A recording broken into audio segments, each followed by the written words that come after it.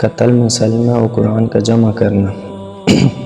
حضور اقدس صلی اللہ علیہ وسلم کے وصال کے بعد مسلمہ کذاب کا، جس نے حضور صلی اللہ علیہ وسلم کے سامنے ہی نبوت کا دعویٰ کر دیا تھا، اثر بڑھنے لگا، اور چونکہ عرب میں ارتداد بھی زور شور سے شروع ہو گیا تھا، اس سے اس کو اور بھی تقویت پہنچی۔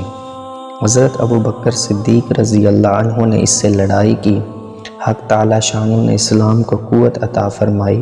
اور مسلمہ قتل ہوا، لیکن اس لڑائی میں صحابہ کرام کی ایک بڑی جماعت شہید ہو گئی، بالخصوص قرآن پاک کے حافظوں کی ایک بڑی جماعت شہید ہوئی۔ حضرت عمر رضی اللہ عنہ امیر المومنین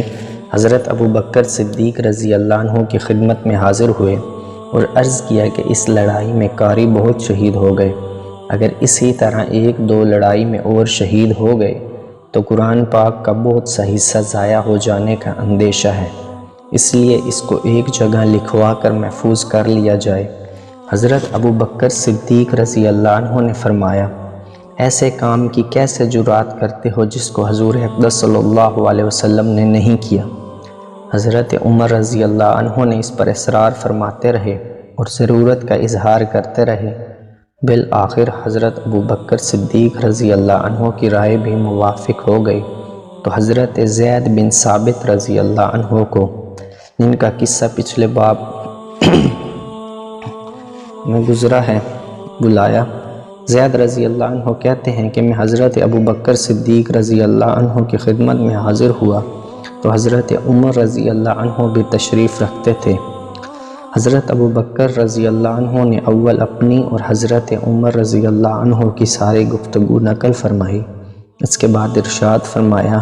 کہ تم جوان ہو اور دانش مند، تم پر کسی قسم کی بدگمانی بھی نہیں، اور ان سب باتوں کے علاوہ یہ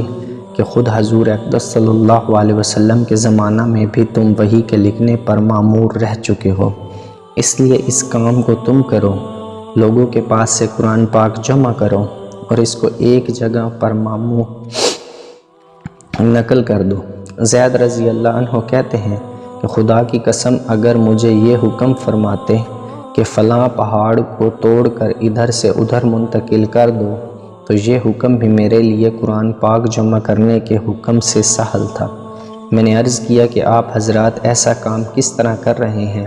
جس کو حضور صلی اللہ علیہ وسلم نے نہیں کیا؟ وہ حضرات مجھے سمجھاتے رہے۔ ایک حدیث میں آیا ہے کہ حضرت ابو بکر صدیق رضی اللہ عنہ نے زید رضی اللہ عنہ سے کہا کہ اگر تم عمر رضی اللہ عنہ کی موافقت کرو تو میں اس کا حکم دوں،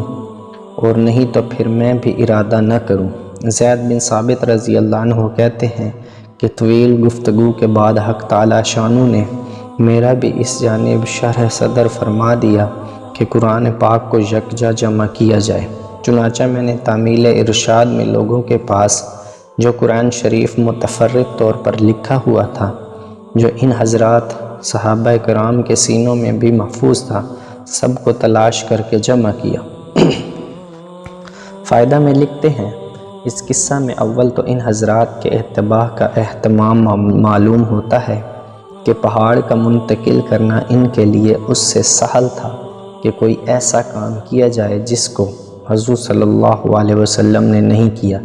اس کے بعد کلام پاک کا جمع کرنا جو دین کی اصل ہے، اللہ نے ان حضرات کے اعمال نامہ میں رکھا تھا۔ پھر حضرت زید رضی اللہ عنہ نے اتنا اہتمام اس کے جمع فرمانے میں کیا کہ کوئی آیت بغیر لکھی ہوئی نہیں لیتے تھے، جو حضور صلی اللہ علیہ وسلم کے زمانہ کی لکھی ہوتی تھی انہی سے جمع کرتے تھے، اور حفاظ کے سینوں سے اس کا مقابلہ کرتے تھے۔ اور چونکہ تمام قرآن شریف متفرق جگہوں میں لکھا ہوا تھا، اس لیے اس کی تلاش میں گو محنت ضروری کرنا پڑی، مگر سب مل گیا۔ ابی بن قعب رضی اللہ عنہ، جن کو خود حضور صلی اللہ علیہ وسلم نے قرآن پاک کا سب سے زیادہ ماہر بتایا، ان کی اعانت کرتے ہوئے اس محنت سے کلام اللہ شریف کو ان حضرات نے سب سے پہلے جمع فرمایا۔